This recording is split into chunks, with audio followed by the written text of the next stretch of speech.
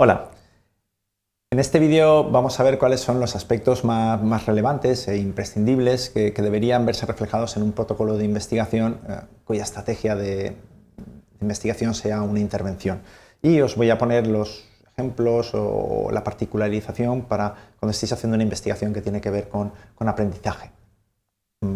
Lo fundamental cuando estáis en estudios de intervención, cualquier estudio de intervención, sea cual sea el objeto al cual lo apliquéis o la pregunta de investigación a la que lo apliquéis, es definir estos 5 bloques de información. En primer lugar, cuál es la población a la cual queréis representar con vuestra investigación, a qué tipo de población queréis generalizar vuestros resultados, y de ahí se derivará la muestra y la selección de los grupos en los cuales vas a tener como intervención y control. Luego una descripción detallada de cuál es la intervención, aquellos aspectos que tú controlas y que quieres poner en juego para ver cuál es el efecto que generan, cuál es el cambio que generan el antes y el después, aquello que tú vas a decidir, diseñar y generar como intervención o actividad. Luego tienes que describir cuál es el grupo de control, cómo los has elegido, por qué los has elegido de esa forma, si tienes grupo de control o no, si tiene justificación el que no lo haya, si genera algún tipo de sesgo el que no exista este grupo de control, o cuando tienes un grupo de control, cómo lo has seleccionado a sus participantes y que garantice que para los objetivos que persigues en la investigación es adecuado y suficiente.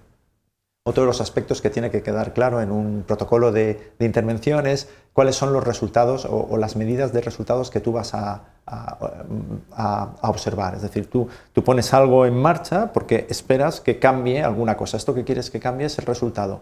Y estos resultados los medirás antes y después para ver la variación. Ese es el contexto en el cual nos movemos en la intervención. Y todos los detalles que tienen que ver con el diseño del estudio y la intervención. Las fechas en las que lo has hecho, cómo lo has hecho, situaciones o circunstancias que han ido surgiendo, modificaciones que has tenido que emplear, bueno, pues todo ese análisis de detalle.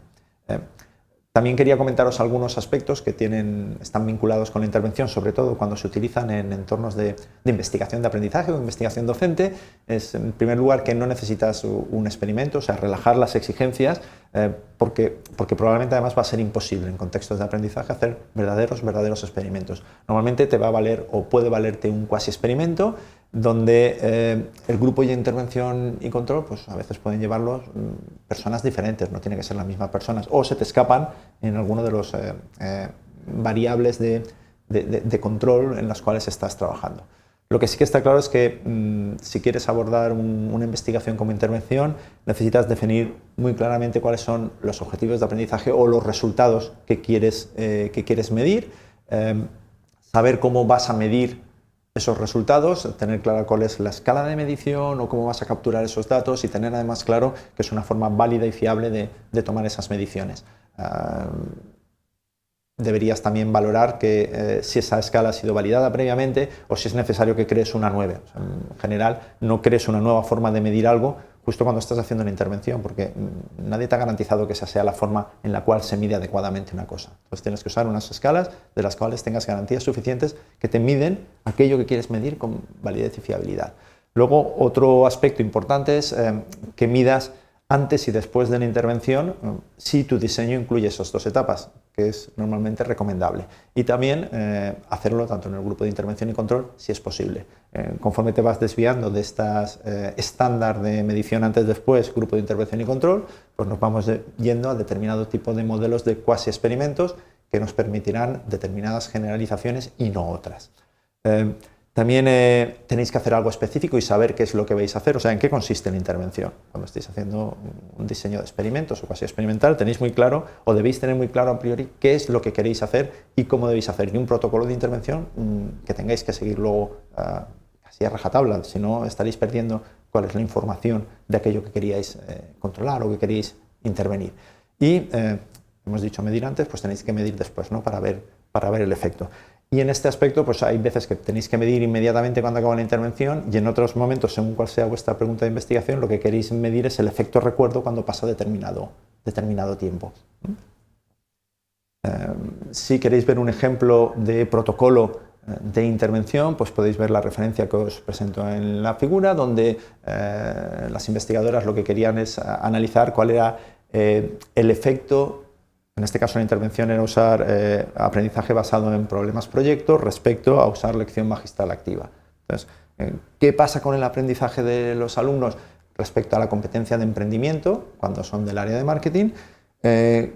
Cuando utilizamos una estrategia de intervención de aprendizaje basado en problemas respecto a los grupos de control que usaban un aprendizaje con lección magistral activa. También tenéis otro ejemplo, en este caso también de cuasi experimento, sobre la mejora del trabajo en equipo en alumnos universitarios de ingeniería, donde la intervención en este caso era utilizar una dinámica de aprendizaje basado en problemas que se conoce en el mundo académico como WebQuest. Pues ¿cuál era el efecto de usar WebQuest en la competencia de trabajo en equipo de los estudiantes? Se medía la calidad del producto y también la participación, o sea, parte de proceso del grupo y producto del grupo. Esas eran las dos medidas que se manejaban, y se utilizaba como grupo de control aquellos alumnos que voluntariamente habían decidido no participar en estas actividades. Como veis, esto es un cuasi experimento porque no los hemos aleatorizado, no hemos fijado quién está en el grupo de no recibir la intervención y quién sí, sino que los propios alumnos decidían por sí mismos si entraban o no.